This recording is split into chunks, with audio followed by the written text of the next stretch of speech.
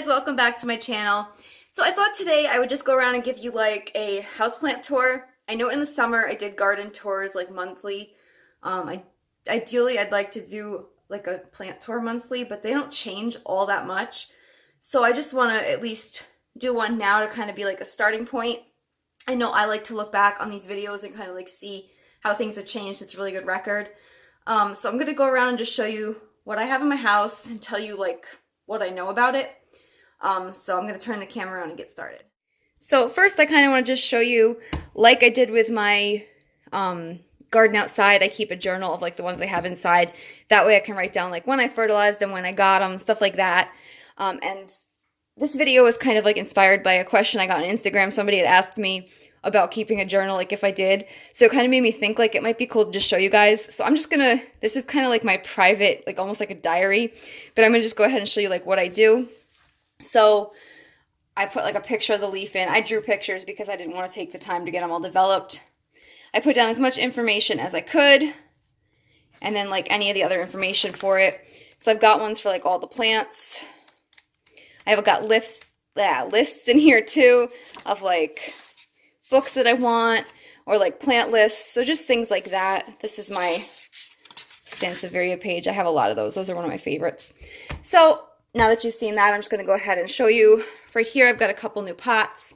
So the two ones in the back I got from TJ Maxx. This was $5, and it's got almost like that oil spill design. And then this one is just a smaller white one. Picked up this guy at the Dollar Tree. I'm not really sure what I'm going to do with it or put in it yet, but there was only one, so I went ahead and picked it up. And then I've got a few small pots here. So this is a candle holder from the Target dollar spot, but this would be perfect with a cactus. You just put the pot with drainage inside of here. These by Smith & Hawken. I love these. These are $2.99, and they're a small size. This is what I have my lithops in, and I actually love it so much I ordered another lithops to put on my desk at work. And then these are the new ones that Walmart is coming out with.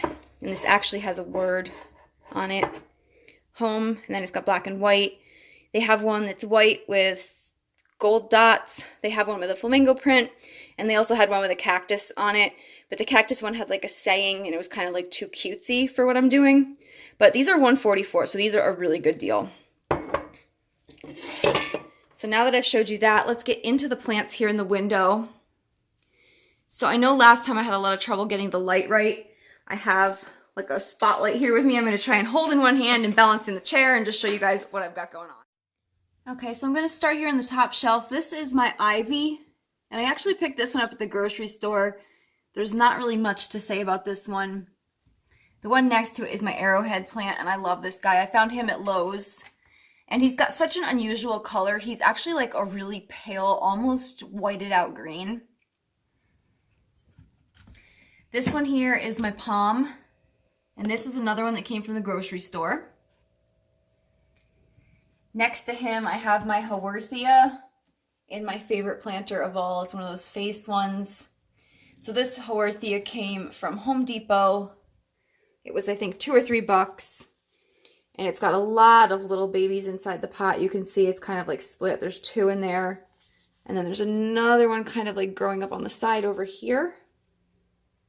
So that's really exciting. Next to him is a new one I picked up this weekend. Both the planter and the plant, actually. So this is Oxalis, and it's basically like a purple shamrock. This does come in a green color too. But from what I've read, the purple color is more forgiving of low light situations. So this will get still pretty good daylight. But I liked the purple color too. So this one is an underground bulb, and if you forget to water it and it dries out too much, it will die back, but you can usually bring it back from what I've read. So this one will be a fun one to kind of try and keep alive. This is also another one that folds up at night. They kind of all fold flat, and this one I've seen actually like from the start it did that. Down here is one of my favorites. This is a pothos. And if you are starting out with houseplants and you're not worried about like pets getting to it, like if you don't have pets or young kids, this is one that I would recommend. I have one at my desk that has died back or not died back, but like dried out and like wilted, like it looked like droopy. And then I watered it, and I've been really good about it ever since, but it came back. So this is one that's really easy.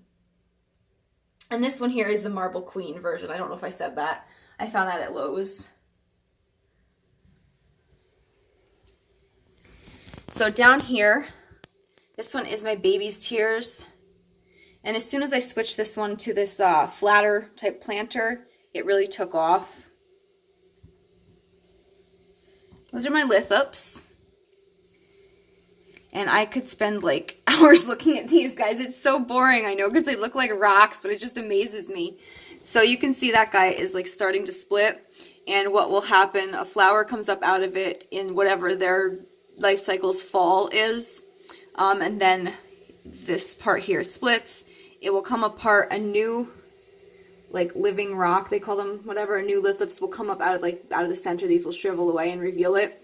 Once those are completely shriveled and like dried and dead, you can pull like the little pieces off, and that's when you start watering it again. So you only water it after it's like splits and dries away, and then you water it again in the fall.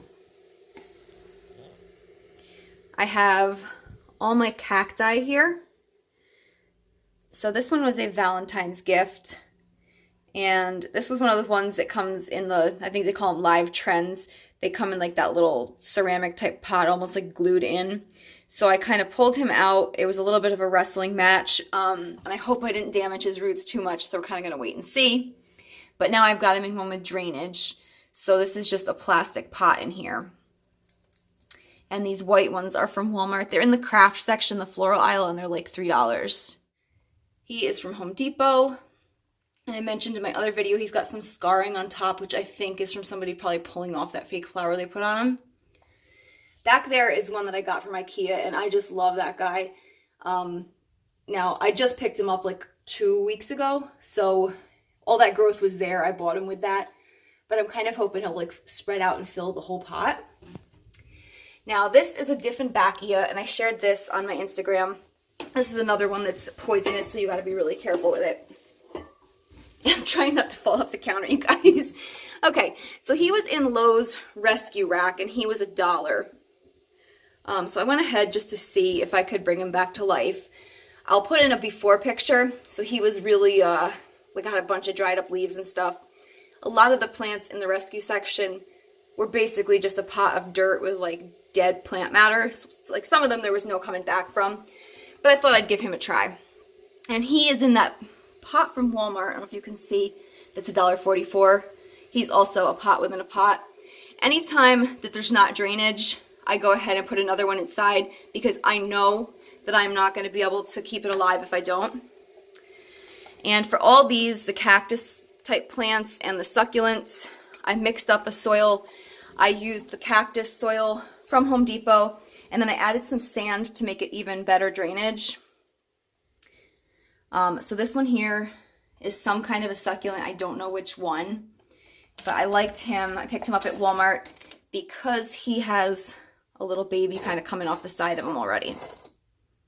And I need to dust them. I have like a little plant care kit that has like a makeup brush basically in it that you use to dust them off. So that's that planter I picked up for my Pilea.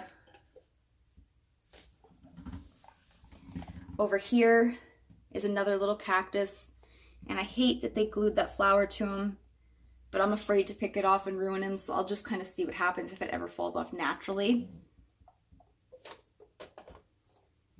And then here's another, this one's from Walmart too. He was also $3.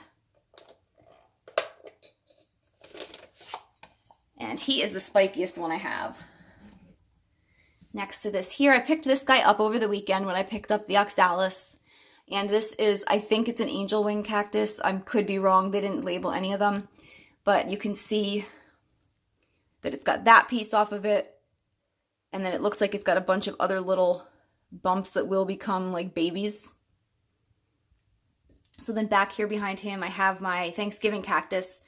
And this one came from IKEA. I've had it over a month, and I really love this one. The flowers, I have one with flowers, which I'll show you guys after. It's an Easter one, but even if it never flowered again, I just like the way they almost look like crabs to me, like crab hands. So I'm happy with him. I love him. And then here is another pothos. I had one of these, or I have one of these at my desk, basically since August. And I have, honestly, there's the one at my desk that I did forget to water a few times and it drooped and I was sure I had killed it, but it came right back to life. So if you're starting out and if you don't have pets that are going to get into it, the pothos is a really good one to start out with. It's really forgiving. So I've had a lot of luck with that, but that one is one you have to keep away from your pets. So over here is like, kind of like my nursery, I guess I would call it. These up here, the 4 little ones, were things I was just seeing if anything would propagate. So it's kind of like an experiment. This one back here is a Peperomia prostrata, and it's like a trailing peperomia. I like that they look like little turtles. And in the camera, that one leaf looks yellow. In real life, it's not. But this one I bought on eBay. I bought it from a greenhouse called Logi's, and it came in really good condition. I was really happy with it. This one here is cuttings off of another plant, and I'll show you that when we head into the bathroom. And then down here is my string of pearls. This was the one that started everything. I got this back in August, and it's just in a little teacup from Christmas tree shops, and it's one that's actually got drainage in the bottom. And I've taken cuttings from this. I sent some to a friend, and I also took some to my desk at work and kind of tried to get another plant going there. So that's it for the kitchen plants. Let me take you guys into the bathroom. All right, so first in here, I have my lemon button fern. And as long as this guy, you keep him like moist and humid, he seems to be pretty happy. And this is a plant pot from IKEA. So over here on the bottom shelf, I made some changes. This is my Easter cactus. And I used to have a Schlafura here, and that one did not make it. I think that it was cold damage from when I brought it home from the store. I tried wrapping it in like paper and stuff when I did, but I just don't think he survived it. So I have my Easter cactus. That's my Hoya carrii, which is basically just the leaf cutting from a vine. This one is a Photonia, also known as a nerve plant. And this was one of the first ones I got. This one's doing really well. Up here is my turtle vine. This is the other one I picked up from Logi's when I got that peperomia. And this one has like pink and green and white, and this one is, I just love it. So I put it in the heart-shaped planter because I kind of thought that was neat with the pink leaves. This one is a Calathea, maybe a Zabrina. I'm not positive because it didn't come labeled. So knowing that it's a Calathea, I just try and keep it humid. This one is a watermelon peperomia. Somebody told me what this was in my last video, so thank you for that. Then up top I have this guy that I got unlabeled. So I'm thinking maybe a golden pothos, could be a philodendron. I don't know, it's still kind of small. And then here next to it is the Selaginella, and this came from the terrarium section. It's kind of like a low-growing moss, but it's so soft. So now we're out here in the dining room, and because I have chairs that the table is accessible by, I make these all dog friendly. So this is a friendship plant, and this one has really cool texture to it. That's what makes this one so neat. And then in here, I put my prayer plant. I'm going to go ahead and just open up the top so I can show you guys. So Saturday, for the first time ever, I noticed it actually put its leaves up at night. I've had it for like a month and I haven't noticed it do it yet, so finally. And then let's see, there is a new leaf somewhere. One of these was new, and then there's a new one starting here. So I think it maybe is finally happy with where it is. And this has some ventilation at the top, but it does keep some humidity in. So over here behind me, I have my Venus flytrap. And this one's kind of finicky too. I mean, it always looks droopy to me no matter whether I take the top on, leave the top off. I make sure only to use rainwater to water it. So I had to go out and like catch it in a bucket last time. But, you know, I'm going to see if I can keep it alive. Then in here is all my seed stuff. So these were the Pilea seeds supposedly. I don't think it's actually a pilea because it sprouted in like 2 days. So that's questionable. These are the sensitive plant, and these I think will be what they're supposed to. And then in the back, I have some cactus seeds that I planted, and I watched a bunch of YouTube videos, and you're supposed to leave them in the bag for 3 months. So that's going to be like an exercise in patience because I just want to keep like peeking. So I can look through the top, but I can't open them. And that's on the top of my hutch. I put like a little light up there for them. And then here I have my Sansevieria. And I'm going to bring him down because I found something cool in him yesterday. So his roots were starting to pop out of the soil and I had to repot him. I try and make like every Sunday kind of like a plant day. After I clean the kitchen, I go ahead and take some time and just like check on them all. So I think he might be getting a baby coming up out of the soil there. So I'm going to keep an eye on that and kind of see. And then here on my bookshelf, I've got the cylindrical Sansevieria. And my husband bought me that one at IKEA. That is my favorite that somebody else has bought me. The favorite I bought myself was obviously the lithops because I can't stop talking about them. And then this is my spider plant. I moved him in here. This is also another pet-friendly plant. Sansevieria is not. But the spider plant is a pet-friendly one. And then let's see if we want to walk into the bedroom. I have a few in here. And in here I have to keep low light plants. Because if you'll see, the light comes from here. And then the plants are all the way over here. So they get like indirect low light. So I have my ZZ plant. And this guy I love. I got him probably back in the beginning of January. I've watered him maybe twice. So this is one that you have to be really careful not to overwater. I actually stick a dowel all the way down to the bottom because what you don't see is under the soil. It's not normal roots. They're kind of like tubers, they call them, I think. But like it basically looks like a potato. So it holds water, and if you water it too much, it's going to get soggy and die. So, and then this is one I also like to dust the leaves on often. I do it, I don't know, maybe every week or two because it makes a difference to like how shiny it is. And then here I have just another traditional type snake plant. And that one behind him is a fake one. This I picked up at Home Goods for $20. And I have an obsession with the monsteras, but they're not pet friendly and they're big. So I can't have one of them. So this looks similar. I think this is actually a philodendron hope. According to what I've seen on Instagram, that's kind of what it looks like. But it was close enough to like one of the tropical monsteras to keep me happy. And in the back there, you really, you're looking at the live ones up front, and that's kind of just an extra pop of green. So I'm happy with that. And then if you guys want to come to the living room, I got my faux fiddle-leaf fig. And that's another one, like I said, I went fake with because it's a big plant that's not pet friendly.